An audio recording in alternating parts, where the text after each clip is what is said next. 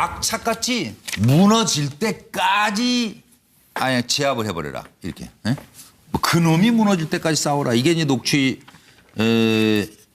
이제 그 된 내용이 문건이 나오면서 이제 공개가 된 거예요. 원세훈 국정원장 한 사람이 이랬답니다.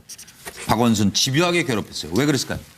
자, 원세훈 전 국정원장 집요한 박원순 제압 지시는 왜 있었던 것인가? 원세훈 그마 악착같이 해가지고 그놈이 무너질 때까지 싸워야 되는 거 아니에요? 그리고 나경원 1억 피부숍 그거 빗대가지고 그 박원순 공격하세요.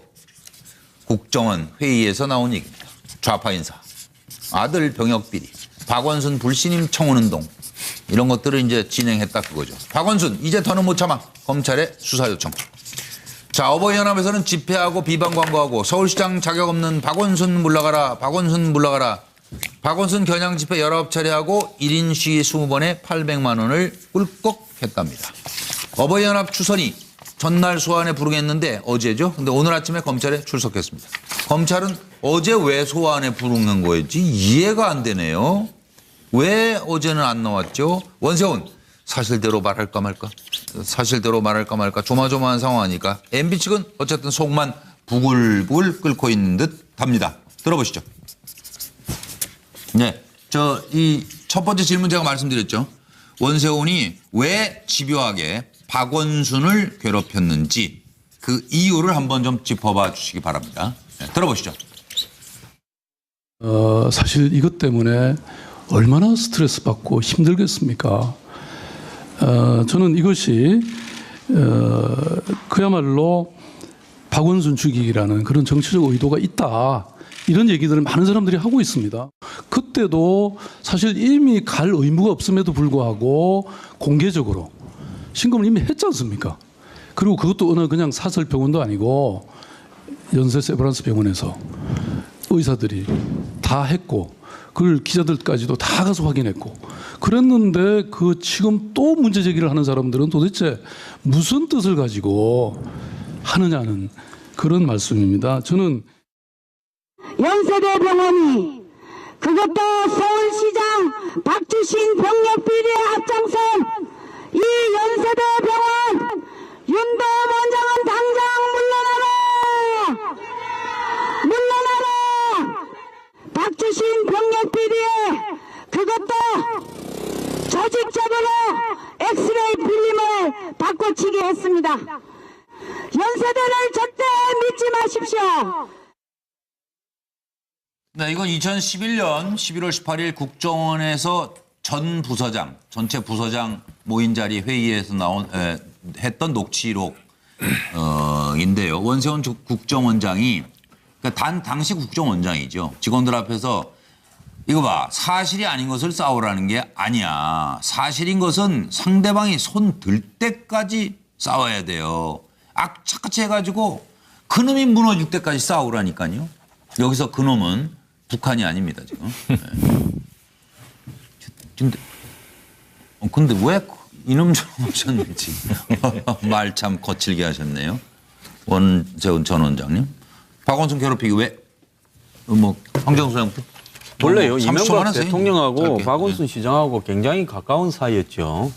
이명박 그쪽으로 할 대통령이 때 서울시장 할 때 월급 4년을 갖다가 네. 아름다운 재단에 내가 맞아요. 아름다운 재단. 그리고 또 아름다운 가게에 고문도 해주고 그렇죠. 맞아요. 그리고 그랬는데 예. 뭔가 이 두 사람이요. 어느 시점에서 이명박 대통령이 되고 예. 이 포스코의 사회 이사를 안철수 대표하고 박원순 두 사람이 같이 하다가 네. 박원순만 나왔어요. 쫓겨났어요. 네. 그러니까 어느 시점에서 이 두 사람이 굉장히 틀어졌어요. 예. 오세훈 시장이 사실상 친박 성향을 가지고 있다가 뭐 거의 스스로 던지다시피 네. 투표를 실시하고 무상급식 그만두게 되었을 때 이후에 이명박 대통령의 어떤 정치 구도가 있었는데 예. 박원순이 나와서 거죠. 그걸 갖다가 다 가로챘다. 예. 이런 생각을 하게 되면서 예. 두 사람 사이가 가까웠다가 극단적인 정으로 가게 되면서 그게 더 그것이 이제 무섭다니까요. 정치적인 어떤 공작으로 나가게 된 거 아닌가 이런 겁니다.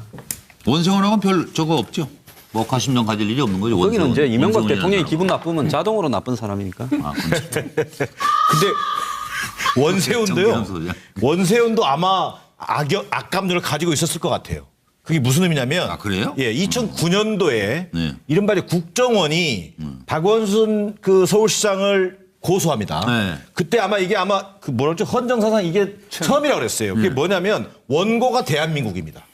피고가 박원순이고요. 그게 이제 국정원과 그 박원순 간에 이제 어떻게 보면 1차 네, 한번 충돌. 붙은 거예요. 충돌이었었는데 그때 이 2009년도에 그 소송이 있고 난 직후에 박원순 시장이 언론 인터뷰에서 뭐라고 얘기를 했냐면요.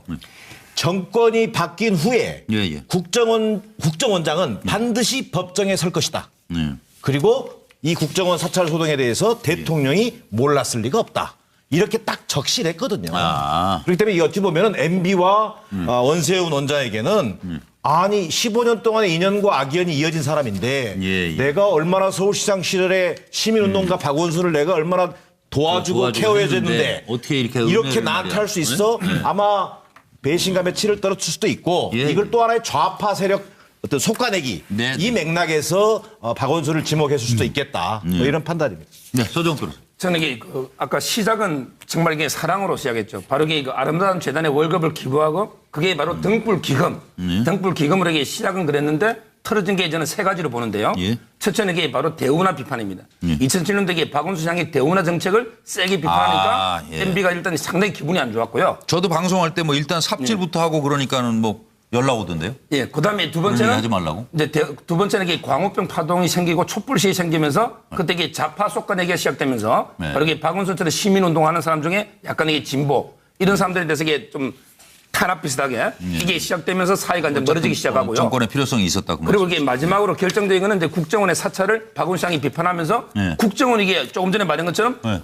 명예훼손에 원래는 이게 국가라는 건 기본권을 보호해주는 기관이지 기본권의 주체가 아니거든요. 네, 근데 예. 국가가 명예훼손 당했다고 박원순 씨한테 소송을 걸은 거예요. 이게 대법원에서 물론 패소했지만 정말 이게 말도 안 되는 소송이죠. 그러니까 이거 되면서 이게 정말 목을 돌아올 수 없는 걸고라도 다리를 나는- 그때부터 이게 건넜다. 네. 이렇게 보입니다. 아이고, 전기현은 일단 국정원이 이런 일을 하면 됩니까? 뭐 적으로 생각했던 그놈이라고 욕을 했던 대한민국 국정원이 특정 정치인을 무너뜨리기 위해서 부하 직원들을 시켜서 활동하는 것 자체가 일단 국정원법 위반이죠. 국정원은 그거 하라고 있는 조직이 아니지 않습니까? 지금 순진하시네요. 지금 그 얘기를 하시면. 아니 그러니까요. 상관없이 한 사람들인데. 그런데 그건 뭐 당연한 말이죠. 결국 그놈을 어쨌든 무너뜨리라고 했다는 것은 네. 박원순 시장을 어떤 연유에서든 적으로 인식했다는 거 아닙니까? 맞아요. 그러면 보수 진보가 적입니까? 네. 적은 타도해야 되죠. 예. 원세훈 전 국정원장의 머릿속에는 박원순이가 타도되어야 될 사람이고요. 맞아요. 타도하기 위해서는 사실은 북한을 주적으로 하는 국방부의 논리와 똑같은 것이다. 예, 예. 자국민을 타도의 대상으로 생각하는 정치가 어떻게 정상적으로 흘러갈 수 있으면 예. 그 결과가 결국 네, 국정원의 몰락과 MB정부의 몰락을 가져왔다. 이런 것들을 잘 보여주는 단면이다. 이렇게 저는 네, 생각합니다. 김영주 전 의원님. 사실 제가 이제 그 1억 원 피부샵 논란을 할 때 캠프 상황실장이었습니다. 예.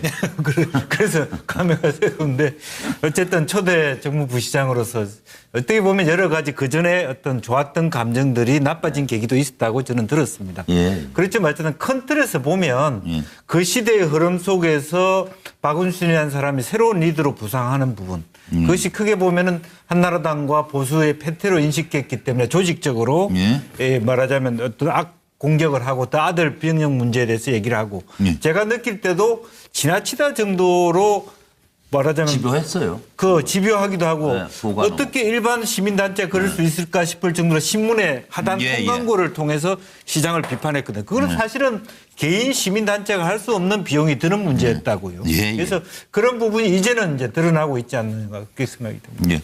김영도 보지 않았죠? 저는 그 이명박 전 대통령과 원세훈 전 원장과의 개인적인 애증 관계 예. 이런 것들도 많이 작용했다고 좀 많이 설명들 해주셨는데 예. 그 당연히 그거는 베이스로 깔려 있는 거고요. 그런데 거기에 이어서 좀 더 큰 차원에서 보면은 뭐냐 하면 어차피 서울시장 된 사람들 치고 대선에 도전하지 않은 사람이 거의 없잖아요. 예. 그래서 대선에 도전 2012년 대선에 하는 거는 부담스러웠던 2012년이든 2017년 반드시 할 거다. 예. 그렇게 해서 만에 하나 대권을 잡는 일로 가면은 예.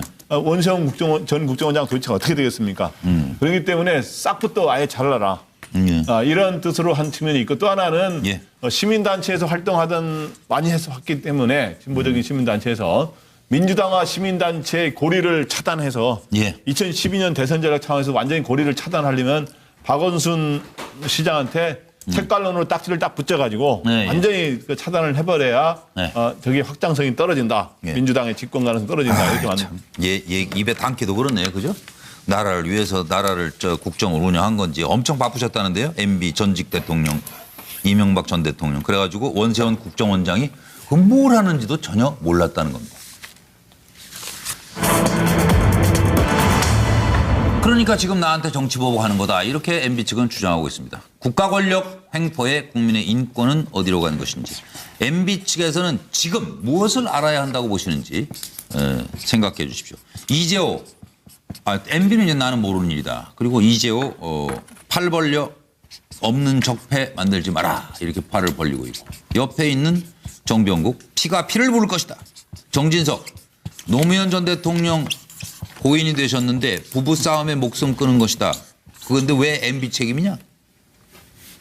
그러니까 좀 문제된 발언 아닌가 싶기도 하고 왜 이런 말씀을 또 하셨는지. 그리고 MB 측에서는 정치 보복이라고 그러고 있습니다. 민주당에서는 MB 수사는 적폐청산의 완성이다. 노회찬 의원. MB 출국 금지시켜야 된다. 박원순 몰랐다는 건 책임 회피입니다. 그리고 고소했죠. 예, 들어보시죠.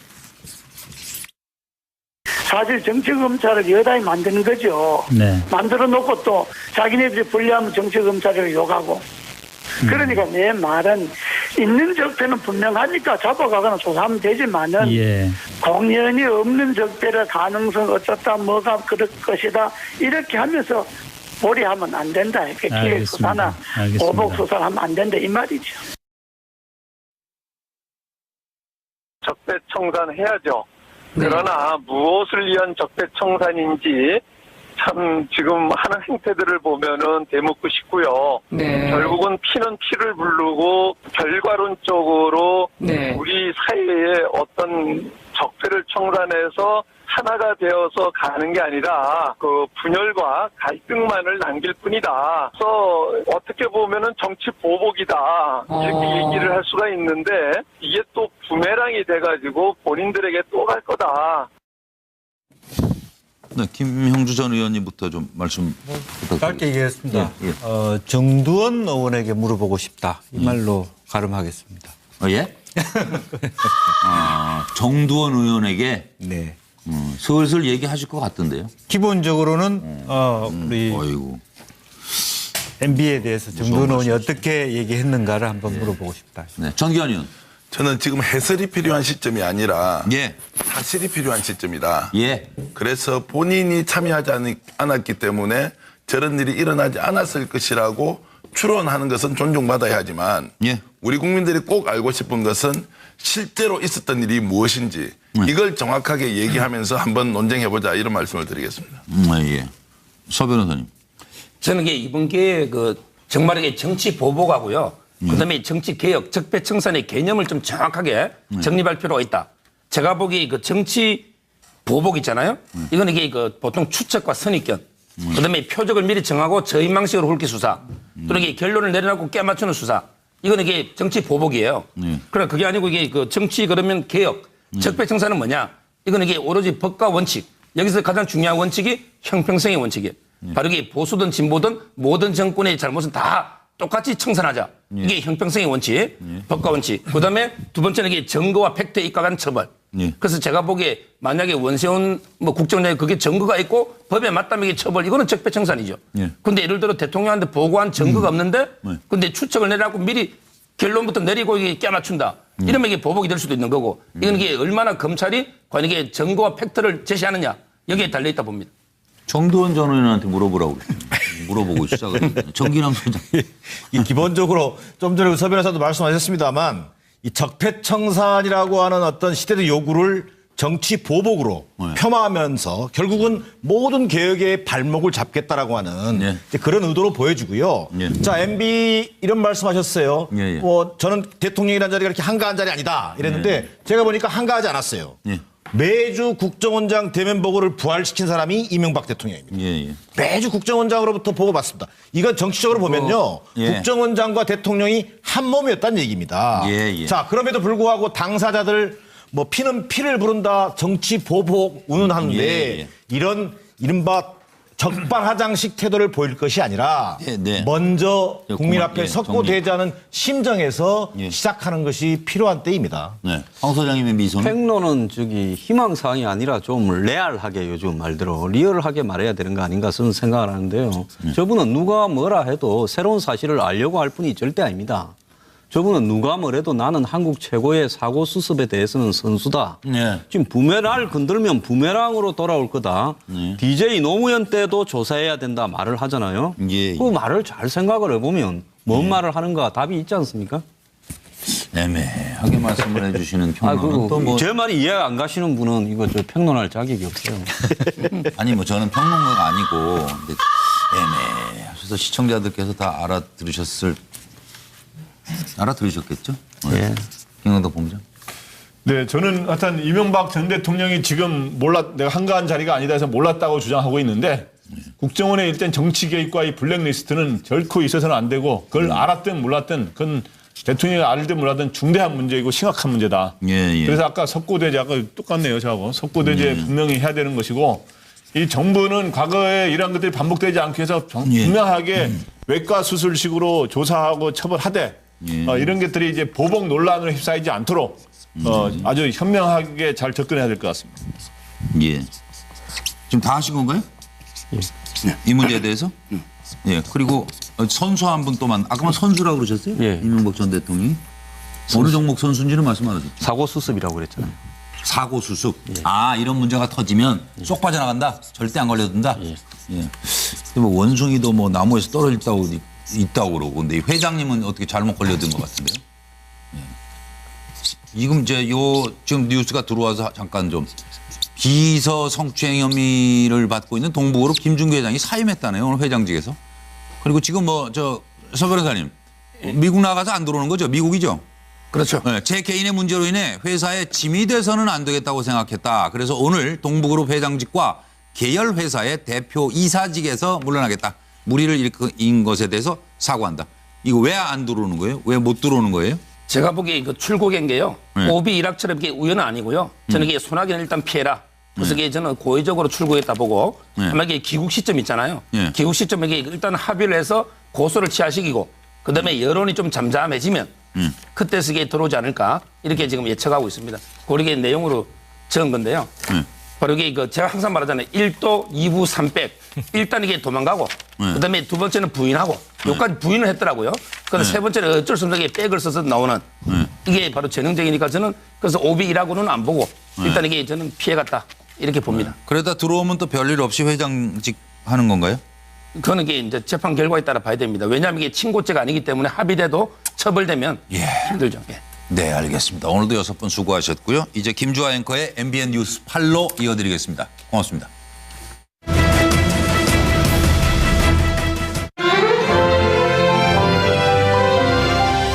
또 사실 이미 갈 의무가 없음에도 불구하고 공개적으로 신고를 이미 했지 않습니까? 그리고 그것도 어느 그냥 사설 병원도 아니고 연세 세브란스 병원에서 의사들이 다 했고 그걸 기자들까지도 다 가서 확인했고 그랬는데 그 지금 또 문제 제기를 하는 사람들은 도대체 무슨 뜻을 가지고 하느냐는 그런 말씀입니다. 저는 연세대 병원이 그것도 서울시장 박주신 병력 비리에 앞장선 이 연세대 병원 윤도 원장은 당장 물러나라! 박주신 병력 비리에 그것도 조직적으로 엑스레이 필름을 바꿔치기 했습니다. 연세대를 절대 믿지 마십시오. 네, 이건 2011 처리하고 1인 시위 20번에 800만 원을 꿀꺽 했답니다. 어버이연합 추선이 전날 소환에 부르겠는데 어제죠. 근데 오늘 아침에 검찰에 출석했습니다. 검찰은 어제 왜 소환에 부르는 거였지 이해가 안 되네요. 왜 어제는 안 나왔죠? 원세훈 사실대로 말할까 말까? 사실대로 말할까 말까? 조마조마한 상황이니까 MB 측은 어쨌든 속만 부글부글 끓고 있는 듯 합니다. 들어보시죠. 네, 이 첫 번째 질문 제가 말씀드렸죠. 원세훈이 왜 집요하게 박원순을 괴롭혔는지 그 이유를 한번 좀 짚어봐 주시기 바랍니다. 네, 들어보시죠. 사실 이것 때문에 얼마나 스트레스 받고 힘들겠습니까? 저는 이것이 그야말로 박원순 죽이기라는 그런 정치적 의도가 있다. 이런 얘기들을 많은 사람들이 하고 있습니다.